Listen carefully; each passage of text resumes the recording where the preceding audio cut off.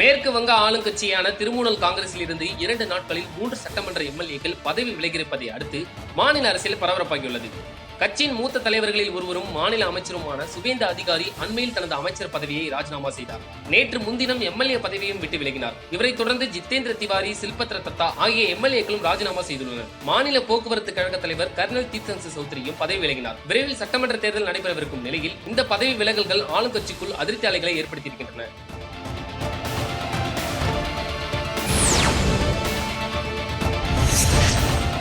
விவசாயிகளுக்கு வேளாண் அமைச்சர் நரேந்திர சிங் தோமர் கடிதத்தை தனது ட்விட்டர் பக்கத்தில் வெளியிட்டு பிரதமர் புகழாரம். தான் வேளாண் குடும்பத்திலிருந்து வந்துள்ளதாகவும் வேளாண் சட்டங்கள் குறித்து சில விவசாய சங்கங்கள் இடையே புதிய வேளாண் சட்டங்கள் குறித்து தவறான எண்ணம் உருவாக்கப்பட்டுள்ளதாகவும் அமைச்சர் கூறியுள்ளார். குறைந்தபட்ச ஆதரவு விலை தொடரும் என்று எழுத்துப்பூர்வமாக உறுதிமொழி அளிக்க மத்திய அரசு தயாராக உள்ளது என்று அமைச்சர் குறிப்பிட்டுள்ளார். அமைச்சரின் கடிதத்தை தனது ட்விட்டர் பக்கத்தில் பகிர்ந்து கொண்ட பிரதமர் நரேந்திர மோடி இந்த கடிதத்தின் உள்ளடக்கம் விவசாயிகளுக்கு போய் சேர வேண்டும் என்றார்.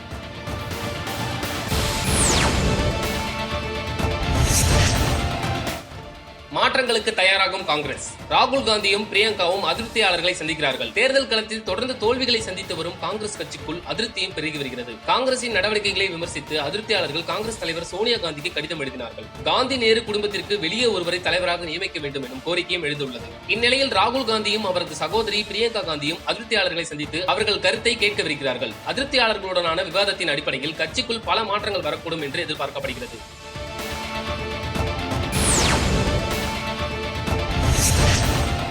இந்தியாவில் 1 கோடியை நெருங்கும் கொரோனா பாதிப்பு. இதுவரை 95.20 லட்சம் பேர் குணமடைந்தனர். இன்று காலை மத்திய சுகாதார அமைச்சகம் வெளியிட்ட தகவலின்படி இந்தியாவில் கொரோனாவால் பாதிக்கப்பட்டவர்களின் மொத்த எண்ணிக்கை 1 கோடியை நெருங்குகிறது. மொத்த பாதிப்பு 99,80,000 நெருங்குகிறது. கடந்த 24 மணி நேரத்தில் 22,889 பேருக்கு கொரோனா தொற்று உறுதி செய்யப்பட்டுள்ளது. ஒரே நாளில் 338 பேர் மரணமடைந்துள்ளனர். கொரோனா வைரஸால் உயிரிழந்தவர்களின் மொத்த எண்ணிக்கை 1,44,789 உயர்ந்துள்ளது. கொரோனா பாதிப்பில் இருந்து குணமடைந்தவர்களின் எண்ணிக்கை 95,20,827 உயர்ந்துள்ளது.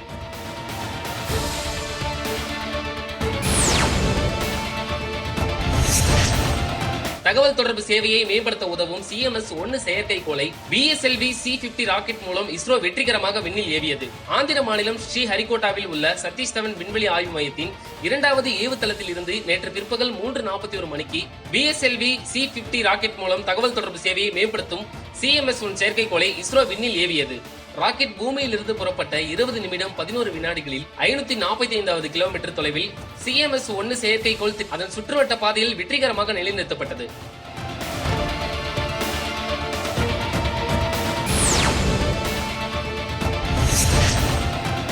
கமல்ஹாசனின் படங்களும் அவர் நடத்தும் பிக் பாஸ் ஷோவும் குடும்பங்களை சீர்குலைப்பவை என தமிழக முதல்வர் கடுமையாக தாக்கினார். கமலுக்கு என்ன தெரியும் என்றும் முதல்வர் எடப்பாடி பழனிசாமி கேள்வி எழுப்பினார். பிக் பாஸ் நடத்துபவர் எல்லாம் அரசியல் செய்தால் எப்படி இருக்கும் என்று விமர்சித்த முதல்வர், அந்த டிவி தொடரை பார்த்தால் குழந்தையும் கெட்டு போய்விடும், நல்லா இருக்கும் குடும்பமும் கெட்டு போய்விடும் என்றார். மதுரையில் பொது நிகழ்ச்சியில் பேசிய கமல்ஹாசன் தன்னை எம்ஜிஆரின் வாரிசாக குறிப்பிட்டுக் கொண்டதை அடுத்து முதல்வரின் இந்த விமர்சனம் வந்திருப்பது குறிப்பிடத்தக்கது. சென்னை IIT-யில் கோவிட் பாதிப்பு அதிகரித்ததை அடுத்து அனைத்து கல்லூரிகளிலும் கோவிட் சோதனை செய்யும்படி அரசு உத்தரவு. சென்னை IIT-யில் 71 பேருக்கு கொரோனா தொற்று இருப்பது கண்டறியப்பட்டதை அடுத்து IIT கல்வி வளாகம் மூடப்பட்டது. இதையடுத்து தமிழகத்தின் எல்லா கல்லூரிகளிலும் கொரோனா தொற்றுக்கான பரிசோதனைகளை செய்ய வேண்டும் என தமிழக அரசு உத்தரவிட்டுள்ளது. தமிழக அரசு விரைவில் பள்ளிகளை திறக்க ஆலோசித்து வரும் நிலையில் IIT-யில் ஏற்பட்டுள்ள இந்த பாதிப்பு பள்ளிகள் திறப்பு குறித்து ஐயங்களை எழுப்பியுள்ளது. இதனால் பள்ளிகள் திறப்பு தள்ளி போகலாம் என்றும் கூறப்படுகிறது.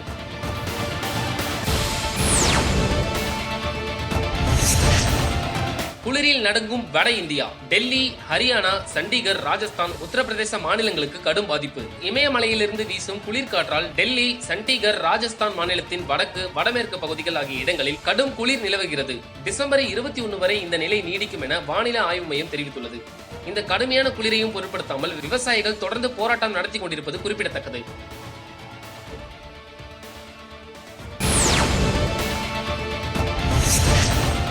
தமிழகத்தில் அடுத்த சில நாட்களுக்கு பெருமழை பெய்யும் என வானிலை ஆய்வு மையம் தகவல். குமரிக்கடல் பகுதியில் வளிமண்டலத்தில் நிலவும் வளிமண்டல சுழற்சி காரணமாக அடுத்த 24 மணி நேரத்தில் தஞ்சாவூர், திருவாரூர், நாகப்பட்டினம், கடலூர், புதுக்கோட்டை, ராமநாதபுரம் ஆகிய மாவட்டங்களில் ஓரிரு இடங்களில் இடியுடன் கூடிய கனமழை பெய்யும் என வானிலை ஆய்வு மையம் தெரிவித்துள்ளது. கடலோர மாவட்டங்கள் புதுவை, காரைக்கால் ஆகிய இடங்களில் லேசானது முதல் கனமழை வரை பெய்யக்கூடும் என்றும் தெரிவித்துள்ளது. சென்னை மற்றும் அதன் புறநகர் பகுதிகளில் வானம் மேகமூட்டத்துடன் காணப்படும். ஓரிரு பகுதிகளில் மழை பெய்யக்கூடும்.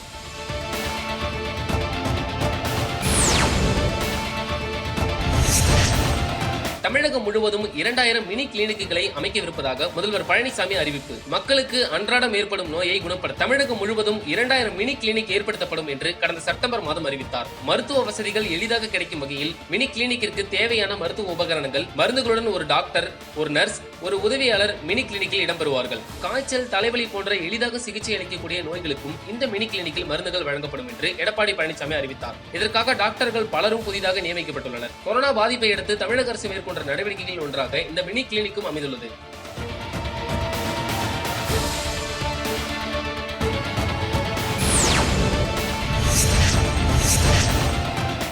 அடிலைடில் நடைபெற்று வரும் முதல் டெஸ்டில் இந்தியாவின் அபார பந்து வீச்சால் ஆஸ்திரேலியா முதல் இன்னிங்ஸில் 101 ரன்னில் சுருண்டது. இந்தியா ஆஸ்திரேலியா இடையில் அடிலைடில் நடைபெற்று வரும் முதல் டெஸ்டில் முதல் இன்னிங்ஸில் இந்தியா 244 ரன்கள் சேர்த்து ஆல் அவுட் ஆனது. பிங்க் பாலில் விளையாடிய அனுபவம் இந்திய பந்து வீச்சாளர்களுக்கு குறைவாக இருந்த போதிலும் அபாரமாக பந்து வீசி ஆஸ்திரேலிய அணியை குறைந்த ரன்களுக்கு சுருட்டினார்கள். அஸ்வின் 4 விக்கெட்டும், உமேஷ் யாதவ், பும்ரா ஆகியோர் தலா 3 விக்கெட்டும் வீழ்த்தினர். இந்தியா தன்னுடைய இரண்டாவது இன்னிங்ஸில் 1 விக்கெட் இழப்புக்கு 9 ரன்கள் எடுத்துள்ளது. இந்தியா மொத்தம் 53 ரன்கள் முன்னிலை பெற்றுள்ளது.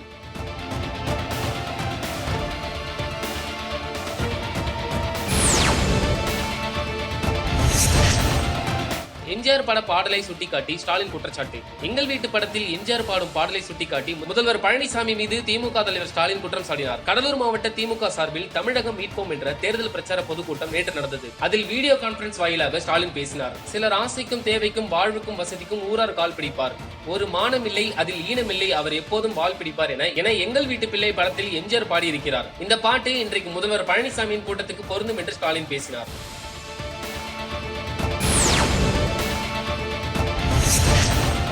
வேளாண் சட்டங்களை நிறுத்தி வைப்பதற்கான சாத்தியக்கூறுகளை ஆராயுமாறு மத்திய அரசை உச்சநீதிமன்றம் கேட்டுக் கொண்டுள்ளது. போராடி வரும் விவசாயிகளை அப்புறப்படுத்த கோரி உச்சநீதிமன்றத்தில் பல்வேறு மனுக்கள் தாக்கல் செய்யப்பட்டுள்ளன. விவசாயிகளின் போராடும் உரிமையில் தலையிட முடியாது என்று உச்சநீதிமன்றம் தெரிவித்துள்ளது. அதே சமயம் போராட்டம் எந்த ஒரு தனிநபருடைய வாழ்க்கையிலும் பாதிப்பை ஏற்படுத்துவதாக அமையக்கூடாது என்றும் தெரிவித்துள்ளது. வழக்கு விசாரணை முடியும் வரை சட்டத்தை அமல்படுத்துவதற்காக எந்த ஒரு நிர்வாக நடவடிக்கையும் எடுக்காது என்று அரசாங்கம் உறுதியளிக்க முடியுமா என்று நீதிமன்றம் கேள்வி எழுப்பியுள்ளது.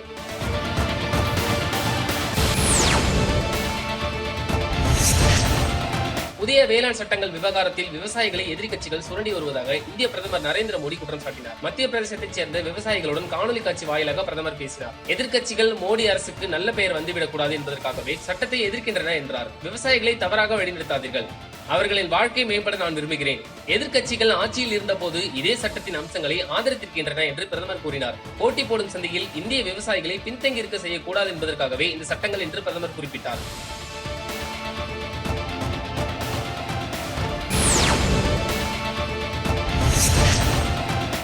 நடிகர் தனுஷ் தற்போது ஹாலிவுட் திரைப்படம் ஒன்றில் நடிக்க இருக்கிறார்.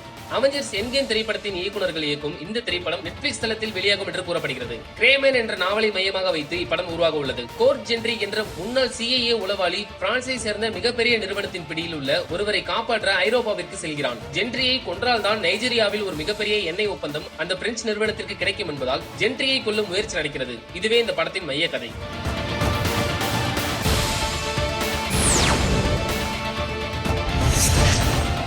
தமிழ் சினிமாவின் முன்னணி நடிகையாக திகழும் நயன்தாராவின் நடிப்பில் அடுத்தடுத்து நெட்ரிகன், அண்ணாத்த போன்ற படங்கள் ரிலீஸுக்கு வரிசை கட்டி நிற்கின்றன. நெட்ரிகன் படத்தில் மாற்றுத்திறனாளி வேடத்தில் நயன்தாரா நடிக்கிறார். சைக்கோ கொலைகாரனை தேடி பிடித்து பழிவாங்கும் கதையின் நாயகியாக நயன்தாரா நடிக்கிறார். பார்வை திறனற்ற பெண்ணாக வருகிறார். கதாநாயகிக்கு முக்கியத்துவம் உள்ள இந்த படம் நயன்தாராவின் திரைப்பயணத்தின் முக்கியமானதாக அமையும் என்று எதிர்பார்க்கப்படுகிறது. ஏற்கனவே முதலான படங்களில் தனி நாயகியாக படத்தை தாங்கியிருக்கிறார் என்பது குறிப்பிடத்தக்கது.